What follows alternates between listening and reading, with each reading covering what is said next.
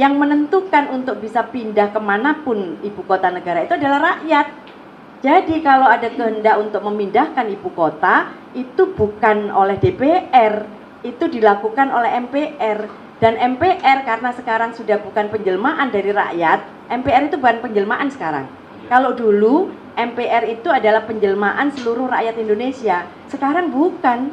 MPR itu adalah lembaga negara yang anggotanya terdiri dari anggota DPR dan anggota DPD. Tidak ada sebutan dia adalah penjelmaan dari seluruh rakyat Indonesia.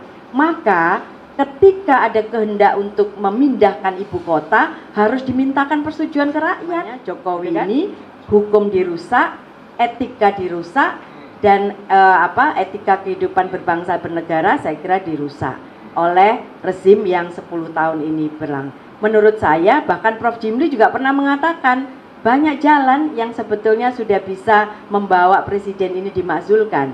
Sudah banyak jalannya. Contoh Ibu Bapak, kalau dari prinsip hukum tata negara, sesungguhnya ucapan beliau ketika beliau itu menginginkan perpindahan ibu kota dari Jakarta ke IKN itu sebetulnya itu adalah pelanggaran terhadap konstitusi, ya. Jadi dia adalah eksekutif. Kalau eksekutif itu dia tidak boleh, wong dia itu bukan rakyat kok. Yang menentukan untuk bisa pindah kemanapun ibu kota negara itu adalah rakyat. Jadi kalau ada kehendak untuk memindahkan ibu kota, itu bukan oleh DPR, itu dilakukan oleh MPR.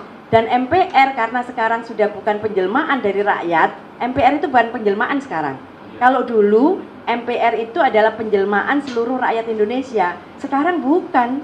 MPR itu adalah lembaga negara yang anggotanya terdiri dari anggota DPR dan anggota DPD. Tidak ada sebutan dia adalah penjelmaan dari seluruh rakyat Indonesia. Maka ketika ada kehendak untuk memindahkan ibu kota, harus dimintakan persetujuan ke rakyat, gitu kan?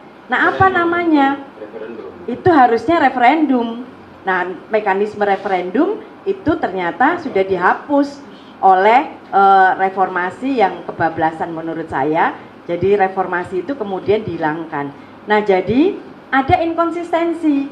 Presidennya itu dipilih secara langsung, ya, seolah-olah ini rakyat, tetapi tidak ada mekanisme di mana rakyat ini harusnya ada mekanisme juga yang memposisikan rakyat ini juga ketika ada kesalahan rakyat juga bisa langsung, kan?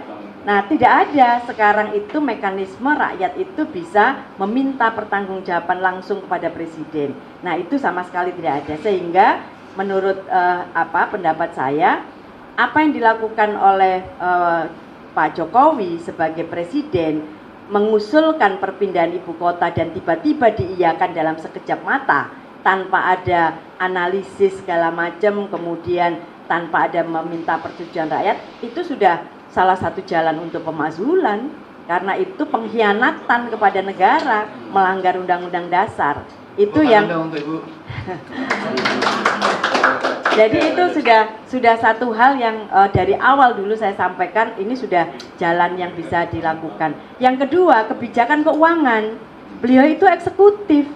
Tidak bisa beliau kemudian mengeluarkan peraturan pemerintah pengganti undang-undang yang mengatakan boleh melanggar prinsip-prinsip keuangan negara. Nah, itu sebetulnya pengkhianatan kepada undang-undang dasar, karena sesungguhnya APBN itu harus mendapatkan persetujuan dari DPR. Tidak bisa kemudian presiden serta-merta mengeluarkan perpu dan itu uang untuk COVID segala macam, kita tidak tahu pertanggungjawabannya bagaimana. Nah, ini sebetulnya itu sudah pengkhianatan kepada negara, yang itu juga adalah pintu masuk untuk pemakzulan.